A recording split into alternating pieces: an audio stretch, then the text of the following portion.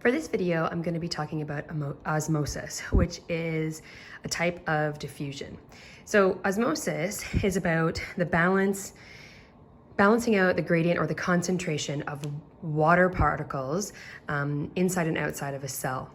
So again, it's a type of diffusion so that the water particles are moving in and out of the cell to balance out that concentration.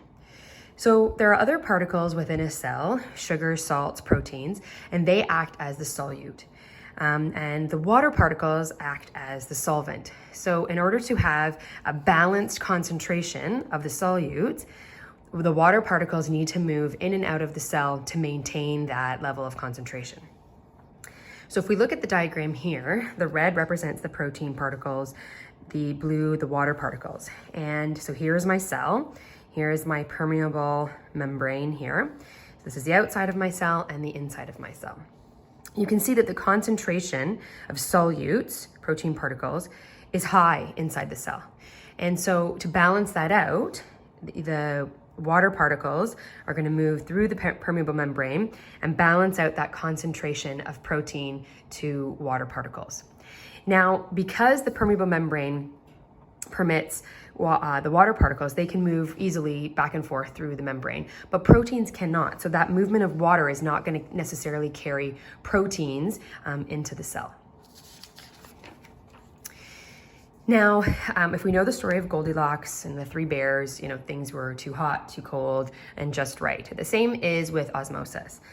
Water is vital to all life for plants and animals, and that steady rate of osmosis is what maintains balanced, healthy cells. So if osmosis occurs too quickly, so if water is moving too quickly into the cell can expand, and burst and die. If the water moves in too slowly, the cell can shrink and die. So we want to maintain that balance so that the size of the cell is maintained and we have that healthy balance and healthy concentrations on the inside and outside of the cells for cell life and the life of the plant or the animal.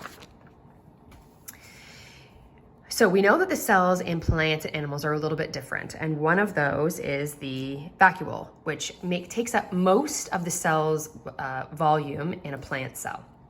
Now, the water particles are stored in the vacuole, and as different parts of the cell require water for whatever cellular processes they're working on, that water moves to that area of the cell. So water is stored in the vacuole, and then it moves to the cell parts in order to accomplish certain processes. What that means is there's a decrease in water in the cytoplasm, and there's an increase in the concentration of solutes. So those other nutrients and particles that are in a cell, that concentration, there's more solutes than there is water particles, which means we need to balance that out, so osmosis occurs.